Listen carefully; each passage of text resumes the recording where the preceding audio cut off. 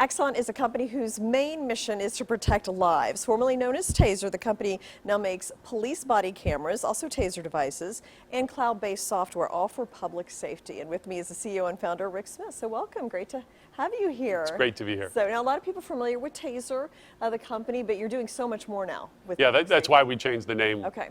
So Taser remains the brand for the energy weapons that we make, but the company does wearable sensors, body cameras, cloud software, a whole lot of things that just didn't fit under the name Taser. Right, so this is more all-encompassing of everything you're doing with public safety. Right. So, and some really interesting things you're doing. So we've talked about the software a little bit, cloud-based software. So how does that fit into the company? Yeah, so we make cameras to help make sure that police are accountable and transparent for the work they're doing. Okay. And those cameras generate a lot of data. Sure. And if you think about there's 18,000 police agencies, if every one of them had to try to figure out how to manage all the data, it wouldn't work.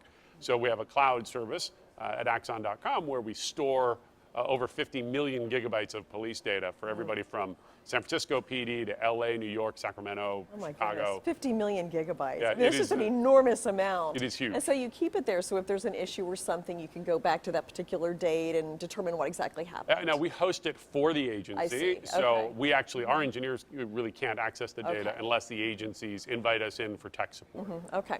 And then there's also some self-defense products. Yep, so we make the Taser weapons. Our long-term vision is to really make the bullet obsolete. To me, it's a bit bizarre that in almost 2020, the state of the art is still you shoot hot lead at people. In fact, just this week, launched my book, Yes, The End of we are Killing. going to talk about that, Yeah. so, and that's directly related to this book. So It is. So our mission is to get people to stop killing each other. Okay. And really the only reason we accept killing anymore is this idea of self-defense or if police have to stop a threat.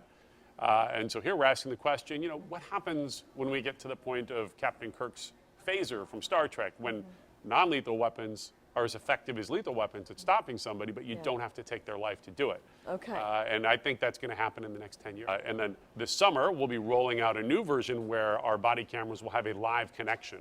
So that will enable us to help police with real-time communications. If there's a critical incident and something, important is happening, we'll be able to live stream video back to a command center so administrators can have real-time information about what's happening. As you know, when there's terrible events that happen, it's really hard to try to figure out what's happening. That's right. There's But lots, it's kind of real-time video, chaotic and all this, so this will help them. totally chaotic, and trying to Yes. discern what's happening just over a police radio when everybody's yelling and screaming is really hard. And video is just a game changer in the ability to live stream. Sure is. And really your company's all about just kind of making law enforcement more efficient, just to get, like easier to understand, and it's really all about public safety in the end. Yeah, right? and I mean, accountability, right? We want right. to build the technology to protect the community we want to live in. We don't want to build the Orwellian state with too much surveillance. We want to be Right. very careful about building technology that works for everybody. So that brings me to the next question. So we know that artificial intelligence is being used by some police departments. San Francisco has had a law kind of looking at it.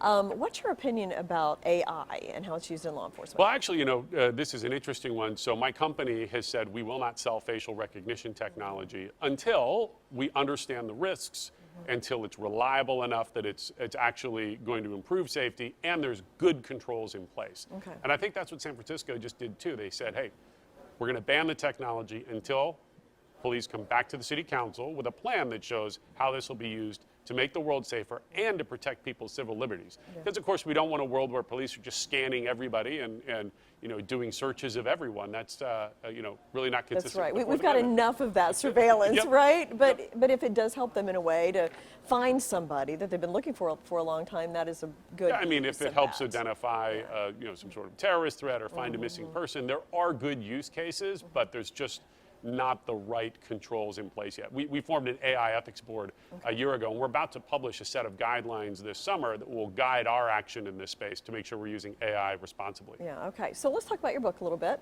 So hold it up. So the name is The End of Killing. Okay, so talk about, what's the general premise of the book? So this started at a dinner conversation where somebody asked me, what do you believe that's controversial? Okay. And I said, I actually think we're getting to the end of killing. And of course, what do you mean? That's People have always killed each other. mind-blowing, right? Yeah. And it turns out, as I was doing the research for the book, we've made tremendous progress. I mean, the world used to be far more violent, and people used to kill each other for all sorts of terrible reasons, religious differences, et cetera. But now there's only one really remaining factor where it's okay to kill people, and that is when you're defending yourself. And that's because the most reliable and effective way to defend yourself still requires killing someone.